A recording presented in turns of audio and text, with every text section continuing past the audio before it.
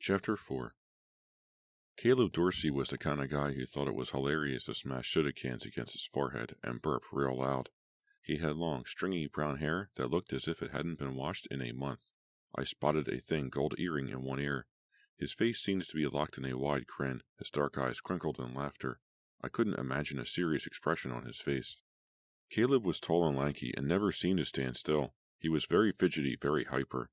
He bounced around his small, crowded living room wearing a t-shirt that was too small for him and baggy, faded jeans with enormous holes at the knees, jiggling his shoulders, slapping high fives, shouting and laughing. At first, I couldn't imagine Caleb and Jonathan being best friends, but after a few hours, I realized that Caleb brought out a lighter side of Jonathan. Around Caleb, Jonathan loosened up and became funny and wild and loud, almost as if he were competing with his friend. I was pretty nervous, being the outsider, the new kid, so I spent a lot of time on the outskirts of the crowd studying the others. It was Friday night. Jonathan had picked me up in a brand new silver Volvo station wagon and had driven us to Caleb's small box of a house for the usual Friday night blowout. Jonathan seemed pretty relaxed, and I pretended to be, but my stomach was knotted and my hands were cold as ice. I mean, it was our first date, and here we were going to a party where he knew everyone, and I didn't know a soul. I had spent at least an hour up in my room puzzling over what to wear. I'd finally ended up in a silky white long-sleeve top and a short black Betsy Johnson skirt over black tights. As we walked in through the kitchen door, I saw that most of the girls were in jeans, but I didn't care. Even though it was a cool night out, the house was steamy hot. I spotted about 20 kids, maybe more, jammed into the small living room and spilling into a narrow front hallway. The music was so loud the windows rattled. Everyone had to shout to be heard over the noise.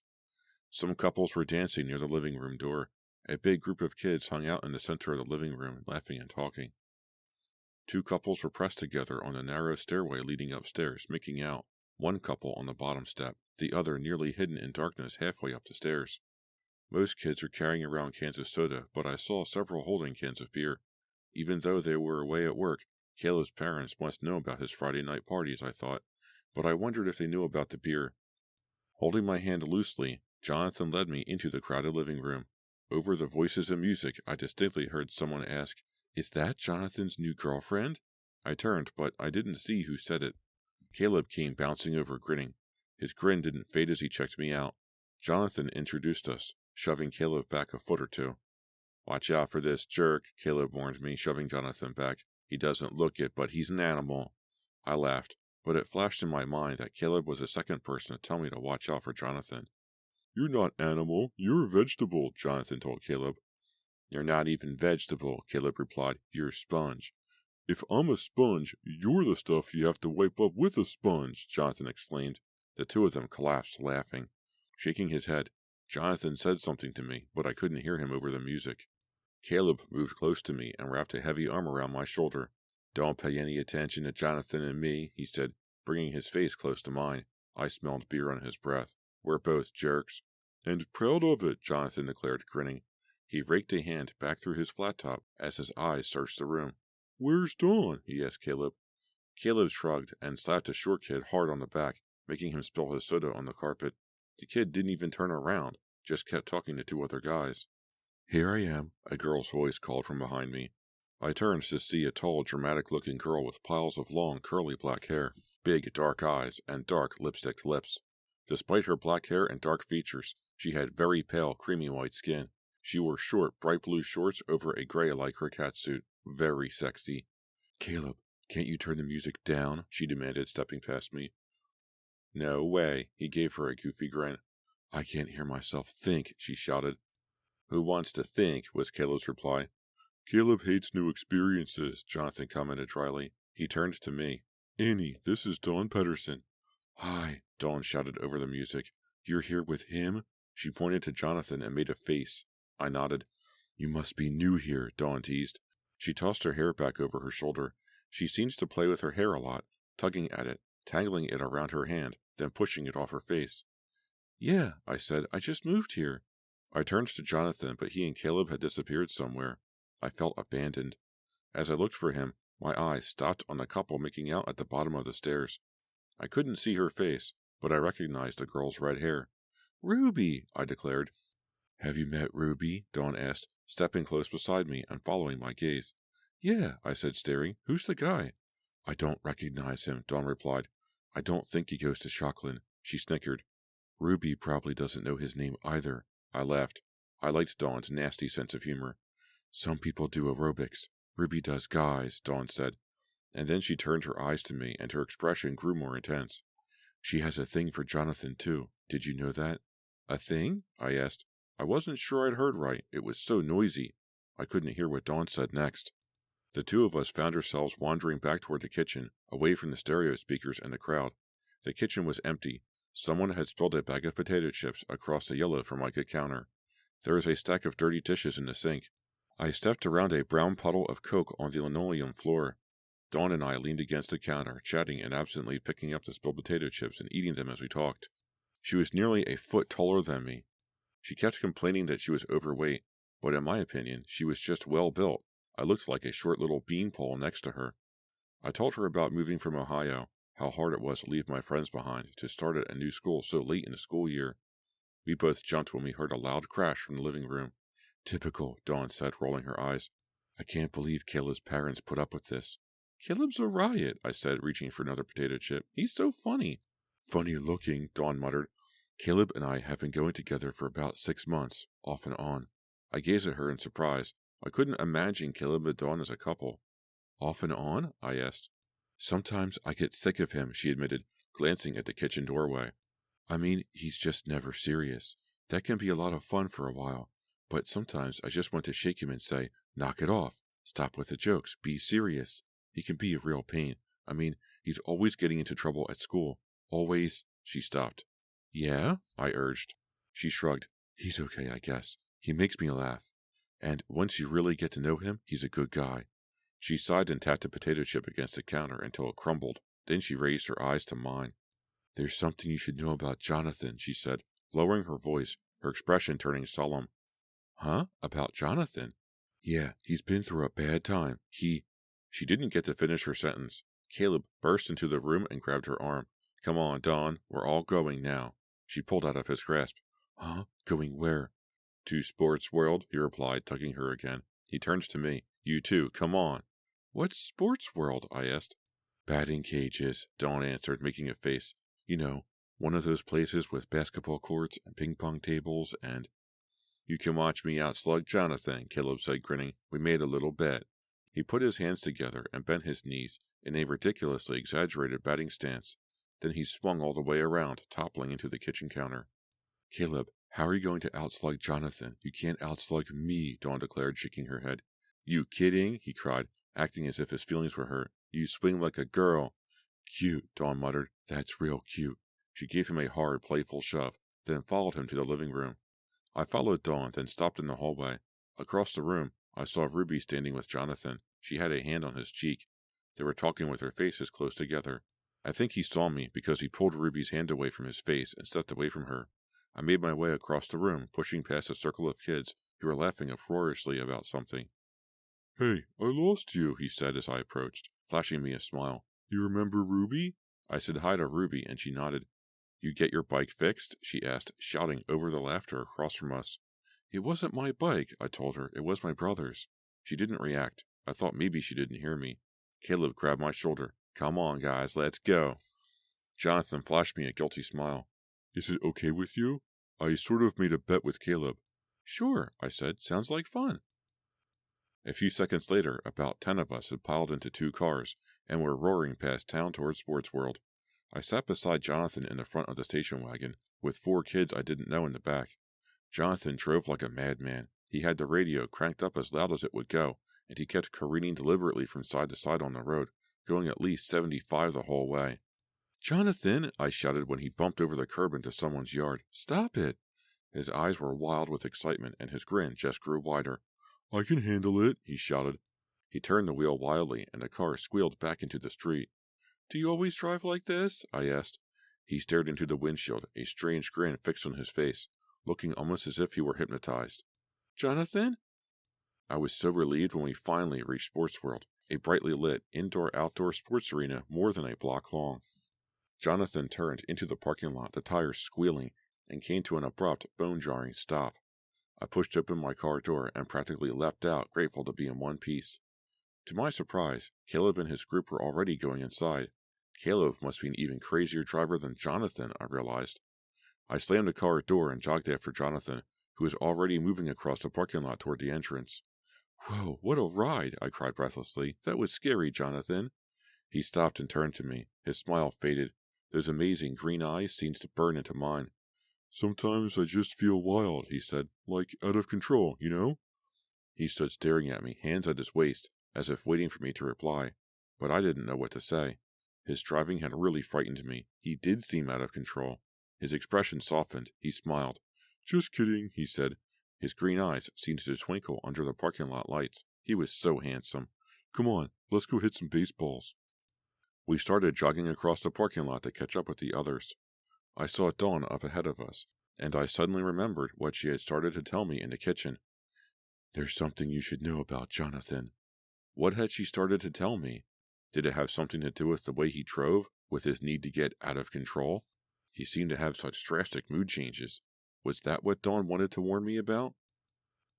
The batting cages were outdoors and back of the building, under daylight, bright lights. I could see a row of 8 or 10 of them, long canvas and wire mesh cages with pitching machines near the far end. The place was incredibly crowded, jammed with teenagers and a lot of loud, young working people. We had to wait for a batting cage. I kept close to Jonathan, peering through the mesh into the cages, watching helmeted batters take their swings against 90-mile-per-hour pitches. "Look at that guy. He's swinging an hour late on every pitch," Jonathan said, snickering. It was a chilly night. It felt more like winter than spring. I shivered. I wish I'd worn a sweatshirt or something. Jonathan was shouting encouragement to the guy in the batting cage. He seemed to be enjoying himself. I wondered if he liked me. Suddenly, I heard a loud rattling sound above our heads. Startled, I looked up to see Caleb clinging to the side of the cage, 10 or 20 feet above the ground. He was holding onto the mesh with one hand, making chimpanzee gestures with his other hand. "Oh, man," Jonathan cried, and then he totally cracked up. "Get down," a man cried from somewhere behind us. "Hey, that's dangerous," someone else screamed. "Me Tarzan," Caleb shouted, climbing to the top of the cage. "Caleb's so messed up," Jonathan exclaimed gleefully. "He's crazy. He'll do anything." My eye caught Dawn a few yards away. She didn't appear at all amused. In fact, her face was bright red, and she looked really embarrassed. I saw 2 guys wearing dark blue pants and white shirts come hurrying over. They must work here, I realized. "Hey, get down," one of them waved furiously at Caleb. "What are you doing?" the other one shouted. Caleb ignored the 2 men. "Hey, Jonathan, join me," he called down. "You get a better view up here." "Do you believe him?" Jonathan asked me, still laughing. "Come on, man," Caleb called down to Jonathan. "You chicken."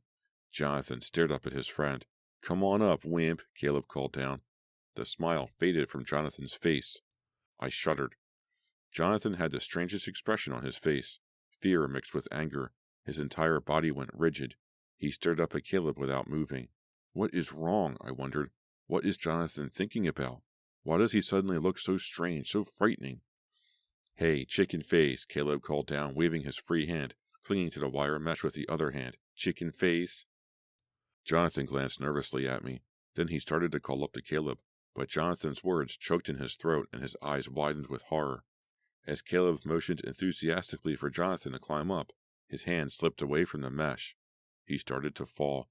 I watched Caleb plummet all the way down without realizing that the hideous scream I heard the whole time was coming from me. Chapter 5. I was surrounded by screams and cries of horror. Jonathan grabbed my shoulder. Caleb landed easily on his hands and knees. He rolled over once, twice, then climbed to his feet, a goofy, triumphant grin on his face. "Ta-da!" he sang. There were groans and loud sighs of relief. Excited voices rang out through the entire area. The 2 grim-faced workers came up on either side of Caleb and grabbed his arms. "Hey, what's the problem?" Caleb demanded. What's the problem?" Jonathan was still holding tight to my shoulder. I turned to him. He seemed somewhat dazed by the whole thing. "You okay?" I asked. He shook his head, seemed to snap out of it. "Yeah, I was just thinking about something else." Avoiding my eyes, he let go of my shoulder. Caleb was arguing with the 2 workers who wanted to throw him out. Dawn came up to me, toying nervously with a thick strand of black hair.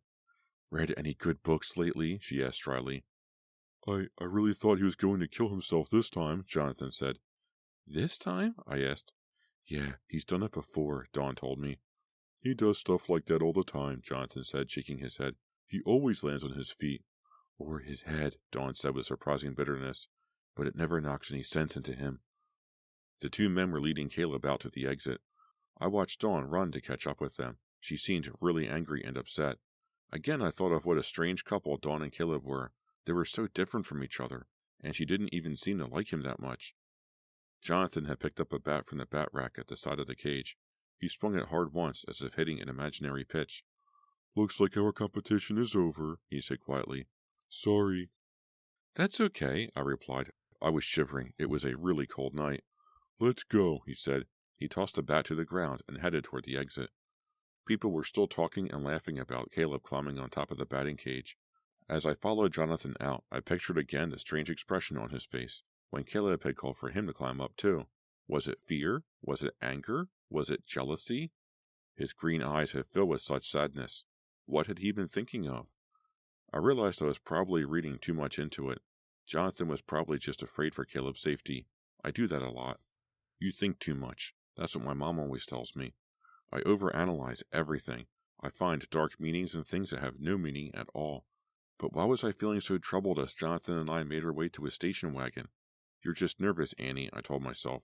It's your first date with Jonathan, and you're not sure if he likes you or not. And why should he like me? I've been so quiet all night. I felt like such an outsider among all these kids who've known each other forever. He'll never ask me out again, I thought, as I slid into the front seat of the car and pulled the door shut. The leather seat was ice cold. Jonathan started up the car. Two other couples had piled into the back. Can you turn on the heat? I asked, folding my arms around myself, trying to get warm. No problem, he said, reaching for the dials. He drove home carefully, keeping below the speed limit. Everyone joked about Caleb and his climb. A boy in the back seat told a story about Caleb breaking into an indoor swimming pool and being caught swimming naked with a bunch of kids. A girl told a story about how Caleb was arrested one night, breaking into his own house. He's been arrested 20 times, another boy declared. Everyone laughed except for Jonathan. Caleb's not a criminal, Jonathan said earnestly. I mean, he's never been convicted of anything. He always pleads insanity. Everyone laughed again, including Jonathan this time. Laughing and joking, we dropped the other kids off. I was feeling really good and had finally gotten warm by the time Jonathan pulled the station wagon up my driveway. He shifted into park, but didn't shut off the engine. The porch light was on, and the lights were on in my parents' bedroom upstairs. The clock on the dashboard read 11:24, still pretty early. I wondered if Jonathan was going to kiss me. Gazing at him in the pale white light from the porch, I realized I wanted him to. His eyes studied the green lights on the dashboard. I wondered what he was thinking. Was he trying to decide whether or not to kiss me? Was he nervous too? Was he thinking about me at all? His expression was a total blank. I couldn't read it. Well, that's a typical night in Shocklin Falls, he said, turning toward me and smiling. I enjoyed it, I said, smiling back. Me too, he said automatically. Was he going to lean toward me and kiss me? No. See you in school, he said. Yeah, okay. I gave him a few more seconds, but he kept both hands on the wheel, so I pushed open the door and climbed out.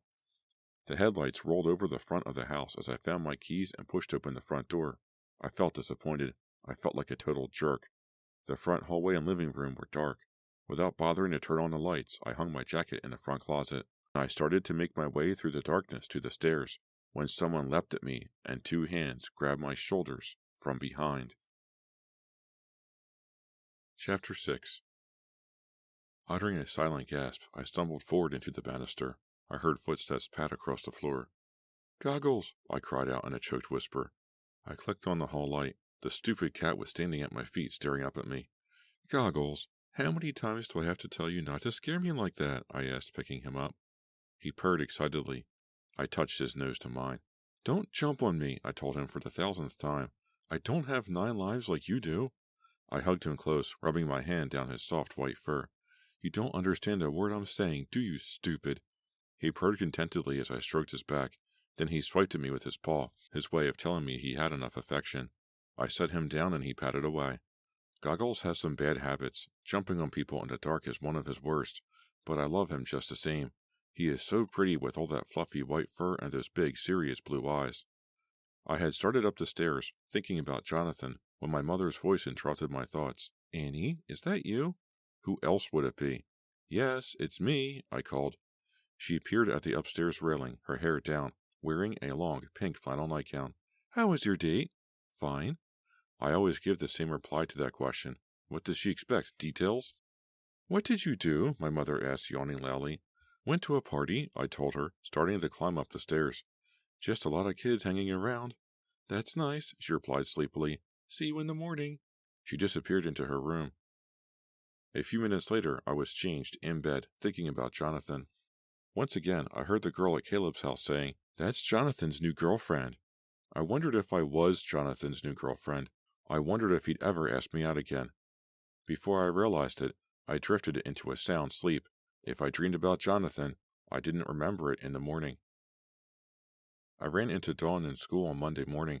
We talked for a while between classes. It turned out we were in the same social studies class. I decided I really liked her. I hoped we could become good friends.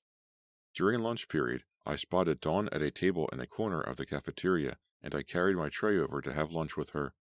We talked about our social studies term papers. Dawn and the others in the class had a real head start on me. They'd already been researching their papers for 3 weeks. I knew I'd be spending a lot of time in the library and in the computer lab typing up all my research, trying to catch up with the others in the class. Eventually, our conversation came around to Jonathan. Where'd you meet him? Dawn asked, taking a forkful of her tossed salad. Up at the falls, I replied. She put down her fork. Her mouth dropped open in surprise. Huh? Where? At the falls, I repeated, startled by her reaction. She tossed a thick strand of black hair back over her shoulder and stared at me, studying my face as if trying to determine if I were telling the truth. I was bike riding, I said, exploring. I followed the bike path up to the falls, and...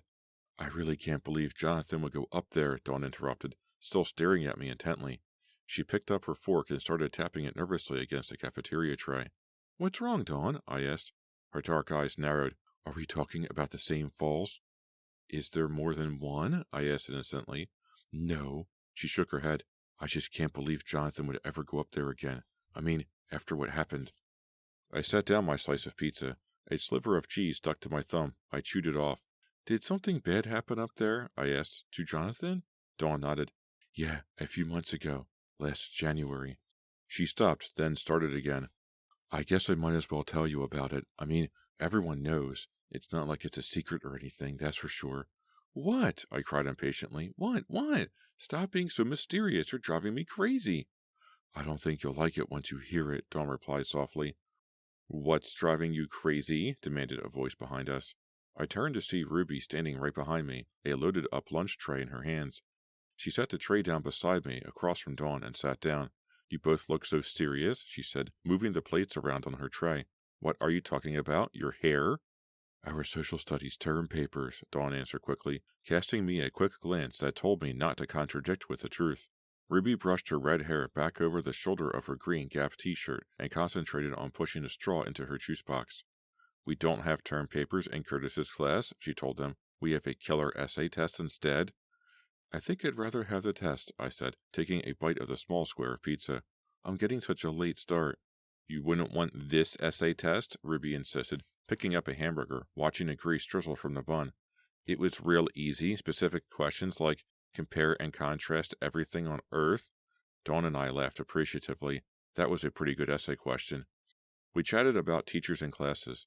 All the while, I was dying to hear what Dawn had started to tell me about Jonathan, but it was obvious Dawn didn't want to talk about it while Ruby was around. What could it be, I wondered, my mind spinning with wild ideas.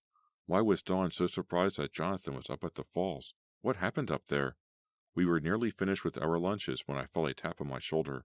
I looked up to find Jonathan smiling down at me. He was wearing a pale blue sweater over dark, straight-legged jeans. He looked really great. Hi, I cried, unable to hide my surprise. I'd looked for him all day but hadn't seen him. How's it going? He asked, glancing quickly at Dawn, then returning his attention to me. He pointed to my tray. You like cardboard pizza? It's my favorite, I replied. It's going okay, I guess. I keep getting lost. This school is so much bigger than my old school. Have you seen Caleb? Jonathan asked Dawn. She made a face. He's doing lunchtime detention. Jonathan laughed. What for? Dawn rolled her eyes. He said a rude word to Mrs. Kelman. Caleb only knows rude words, Jonathan said, snickering. Annie, did you get your new bike? I nodded. I got a used one. The new ones were too expensive. It's excellent, though. 21 speed. Jonathan leaned close. Great. Want to go riding Saturday afternoon? I had promised my dad I'd help him unpack some of the cartons in the garage, but I knew that I could get out of it. Yeah, great, I said. Come pick me up, okay? Okay. Jonathan disappeared as quickly as he had appeared. I felt really happy. Maybe Jonathan didn't think it was a total trip. Maybe he did like me. My smile faded when I caught Ruby's expression. She was biting her lower lip, her features in a tight frown. She was suddenly pale white, sickly white. Ruby, are you feeling okay? I blurted out. No, not really, she replied weakly. She let the rest of her hamburger drop to the tray and scooted her chair back. I think this food made me sick or something. Can I help you? I started, but she jumped to her feet and hurried out of the lunchroom without looking back. Think we should go with her? I asked Dawn. Dawn shook her head. She'll be okay. She'd been toying with her salad the whole time, but had hardly eaten a bite. Aren't you starving? I asked. Dawn nodded. Yeah, but I've got to lose weight. I hate having a boyfriend who's skinnier than I am. I think you're just about perfect, I blurted out, and then was immediately embarrassed that I'd said it. But it was true. I'd give anything to look like Dawn, instead of having this short little boyish figure. Dawn picked up her tray and climbed to her feet. Ready? I nodded. Yeah, but you've got to finish what you were telling me about Jonathan. Her expression turned serious. Okay, Annie, I'll tell you, she said softly, but it may change everything, really. I don't understand, I said. Change what? The way you feel about Jonathan, for one thing, Dawn replied. You see, it's about the girl who died. Have you heard about it? Died? The word stuck in my mind. It stayed there, echoing as if it would never fade away. Died? What girl? We deposited our trays on the dirty tray counter. The floor seemed to tilt beneath my feet. The fluorescent lights above us appeared to flash like bright explosions. Maybe I don't want to hear this, I thought, shutting my eyes till the flashing stopped. No, I haven't heard about it, I told Dawn, my voice shaky.